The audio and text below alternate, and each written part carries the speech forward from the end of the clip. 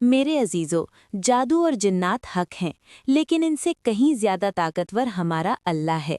कुरान कहता है, ये किसी को नुकसान नहीं पहुंचा सकते मगर अल्लाह के हुक्म से।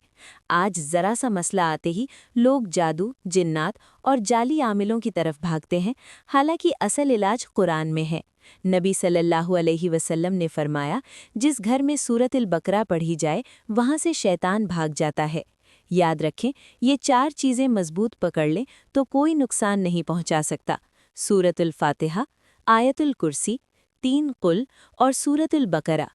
असल कमज़ोरी नमाज छोड़ने, हराम, फहाशी और ज़िक्र इलाही से दूरी से आती है। अगर खौफ है, दिल घबराता है, नींद नहीं आती, तो जान लें अल्लाह आपके साथ है। दुआ है, ए अल्लाह, हमें हर जादू, जिन और शैतानी असर से महफूज फरमा। हमारे घरों को कुरान का नूर अता फरमा। आमीन या रब्बुल आलमीन।